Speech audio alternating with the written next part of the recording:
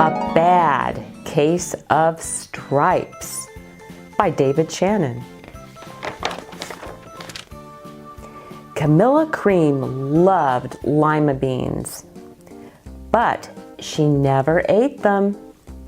All of her friends hated lima beans, and she wanted to fit in.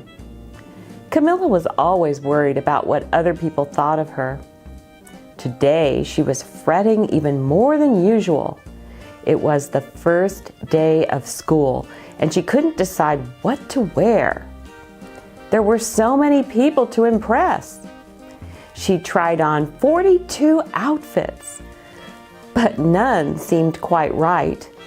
She put on a pretty red dress and looked in the mirror. Then she screamed.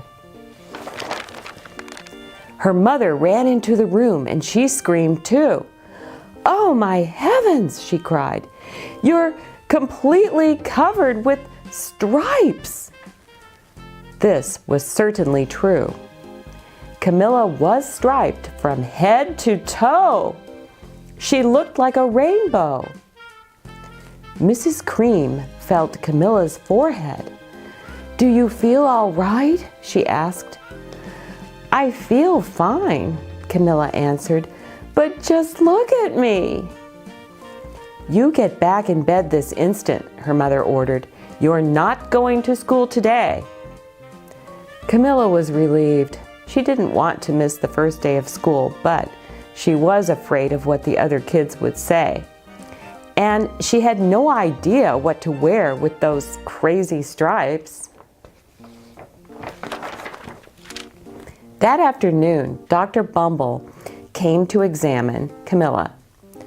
"Most extraordinary," he exclaimed. "I've never seen anything like it. Are you having any coughing, sneezing, runny nose, aches, pains, chills, hot flashes, dizziness, drowsiness, shortness of breath, or uncontrollable twitching?" "No," Camilla told him. "I feel fine."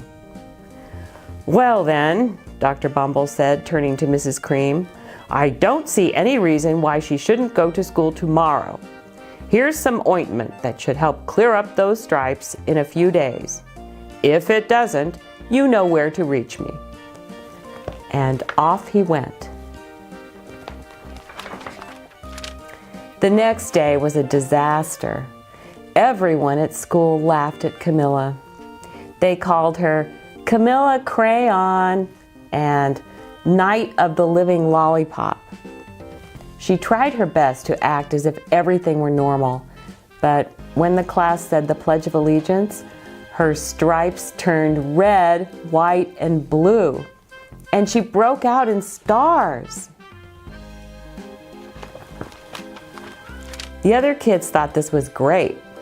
One yelled out, "Let's see some purple polka dots." Sure enough, Camilla turned all purple polka dotty. Someone else shouted, "Checkerboard!" And a pattern of squares covered her skin.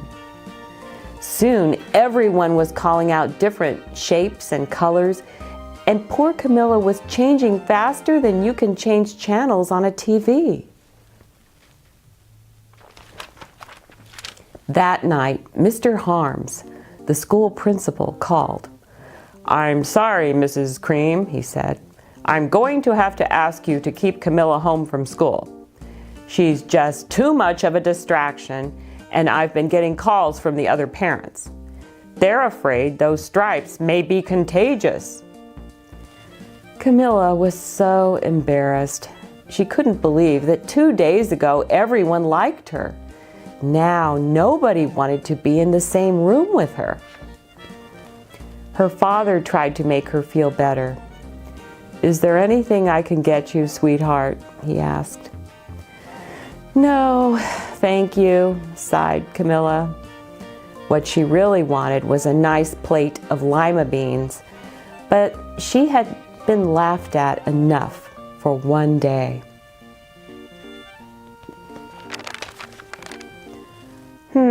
Well, yes, I see," Dr. Bumble mumbled when Mrs. Cream phoned the next day. "I think I'd better bring in the specialists. We'll be right over." About an hour later, Dr. Bumble arrived with 4 people in long white coats. He introduced them to the Creams. "This is Dr. Grope, Dr. Sponge, Dr. Cricket, and Dr. Young." Then the specialists went to work on Camilla. They squeezed and jabbed, tapped and tested. It was very uncomfortable.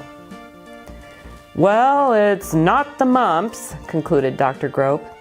"Or the measles," said Dr. Sponge. "Definitely not chicken pox," put in Dr. Cricket. "Or sunburn," said Dr. Young. "Try these," said the specialists.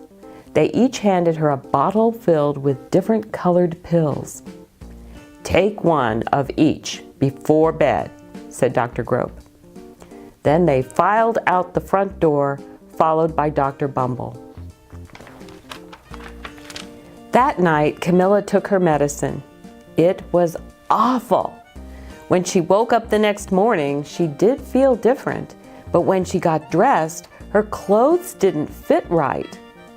She looked in the mirror, and there, staring back at her, was a giant, multicolored pill with her face on it. Dr. Bumble rushed over as soon as Mrs. Cream called, but this time, instead of the specialists, he brought the experts. Dr. Gourd and Mr. Mellon were the finest scientific minds in the land. Once again, Camilla was poked and prodded, looked at and listened to. The experts wrote down lots of numbers. Then they huddled together and whispered. Dr. Gourd finally spoke. "It might be a virus," he announced with authority. Suddenly, fuzzy little virus balls appeared all over Camilla. "Or possibly some form of bacteria," said Mr. Mellon. Out popped squiggly little bacteria tails. "Or it could be a fungus," added Dr. Gourd. Instantly, Camilla was covered with different colored fungus blotches. The experts looked at Camilla, then at each other. "We need to go over these numbers again, back at the lab," Dr. Gourd explained. "We'll call you when we know something." But the experts didn't have a clue, much less a cure. By now, the TV news had found out about Camilla. Reporters from every channel were outside her house, telling the story of the bizarre case of the incredible changing kid. Soon, a huge crowd was camped out on the front lawn. The Creams were swamped with all kinds of remedies from psychologists, allergists, herbalists, nutritionists, psychics, an old medicine man, a guru, and even a veterinarian. Each so-called cure only added to poor Camilla's strange appearance until it was hard to even recognize her. She sprouted roots and berries and crystals and feathers and a long furry tail, but nothing worked. One day, a woman who called herself an environmental therapist claimed she could cure Camilla. "Close your eyes," she said.